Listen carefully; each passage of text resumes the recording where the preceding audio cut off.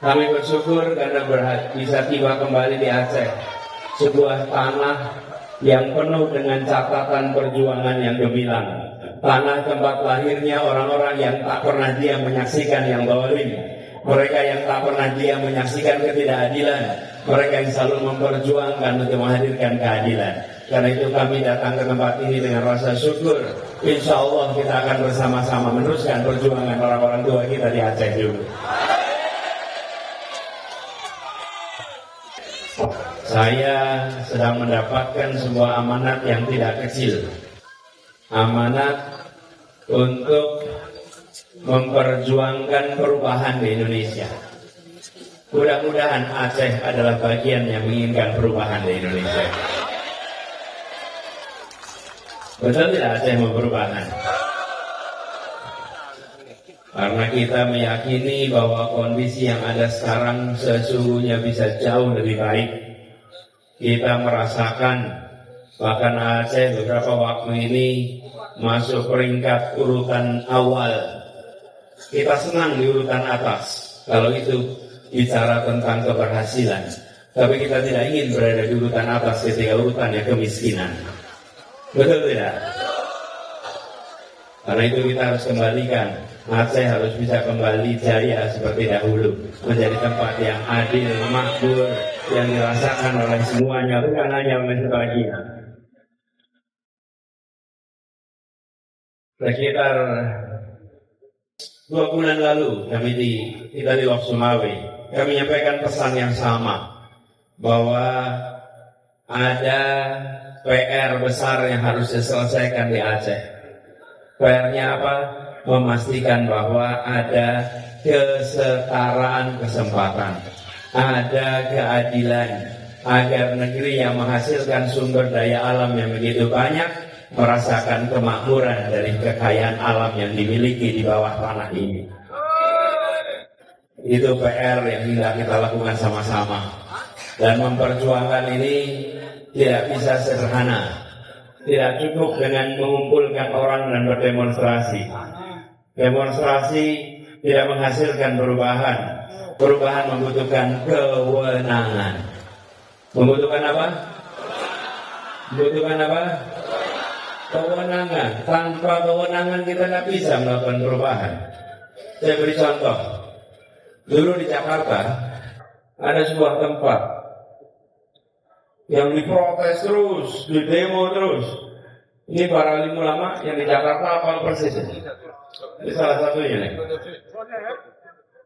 Black Motion, salah satunya. Protes, demo, apa itu?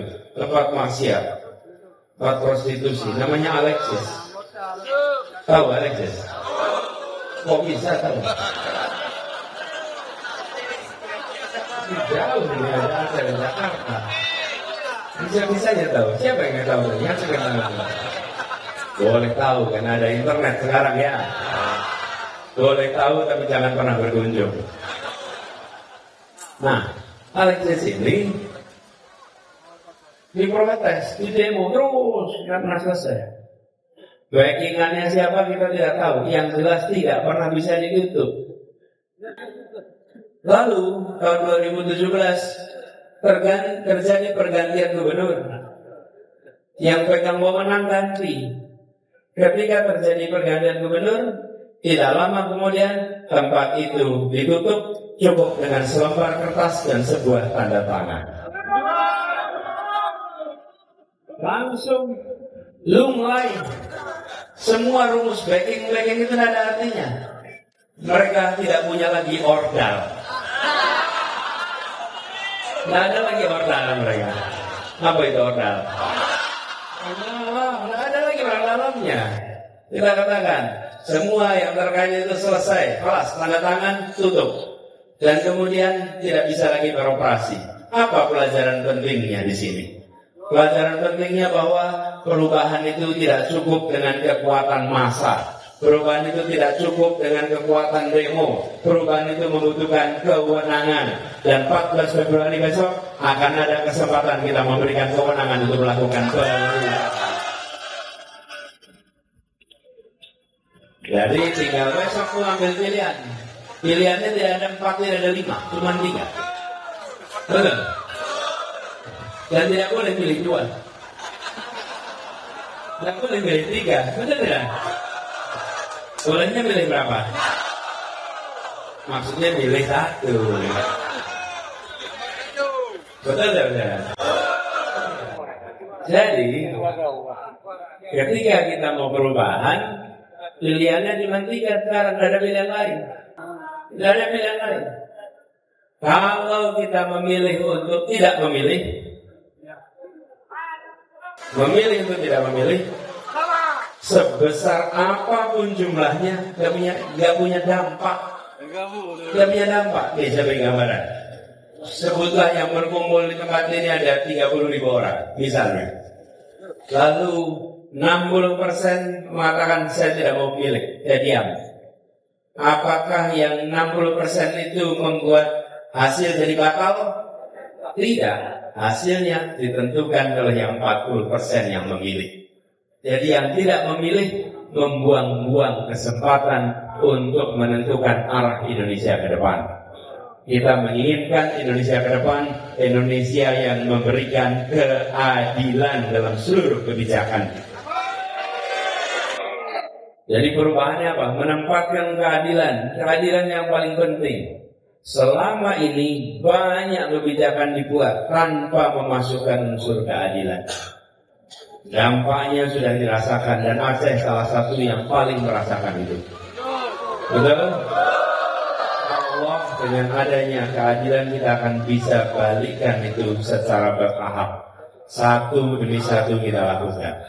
Dan dengan begitu maka suasana persatuan, suasana kedamaian itu bukan karena rasa takut, tapi karena ada rasa keadilan. Sekarang seringkali orang diam. Kenapa? Karena takut. Kita ingin orang diam karena tenang, karena damai itu karena adil, bukan karena rasa takut. Jangan sampai itu terus.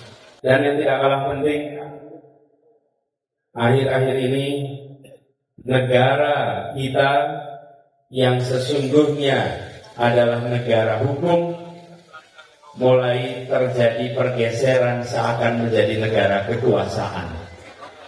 Apa bedanya negara hukum dan negara kekuasaan?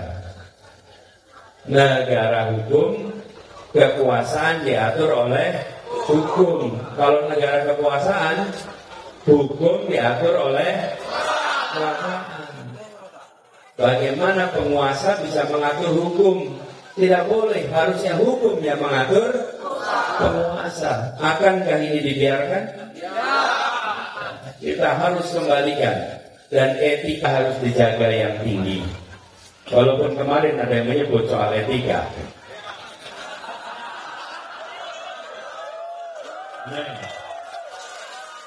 Sampai juga ke sini ya.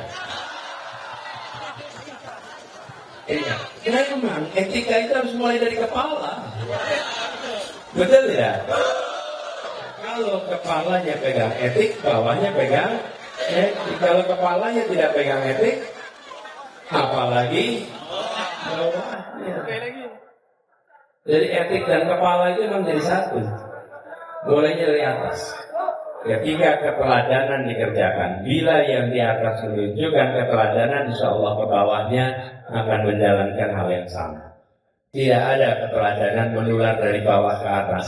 Keteladanan selalu dari atas ke bawah, dari atas ke bawah.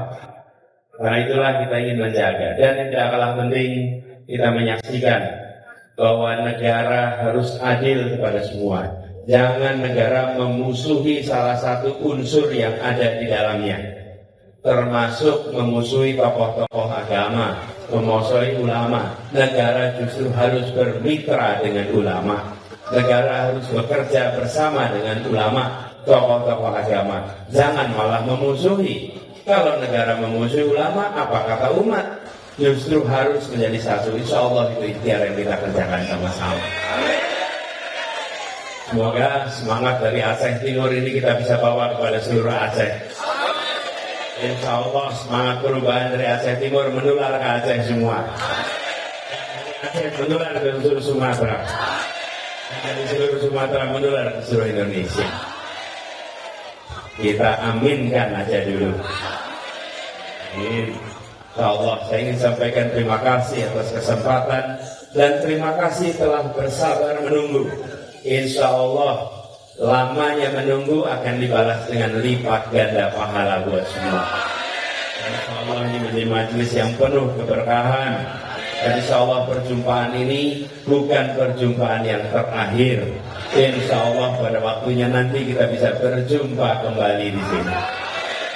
Titip salam bagi keluarga, salam bagi tetangga, salam bagi saudara semua. Sampaikan salam ta'zim dari kami dan sampaikan kepada semua. Doakan agar ikhtiar perubahan ini benar-benar bisa terlaksana. Dan doakan, dukung kami, insyaallah perubahan ini akan membawa kepada Indonesia adil makmur bagi semua. Terima kasih, kurang lebih mohon maaf. Assalamualaikum warahmatullahi wabarakatuh.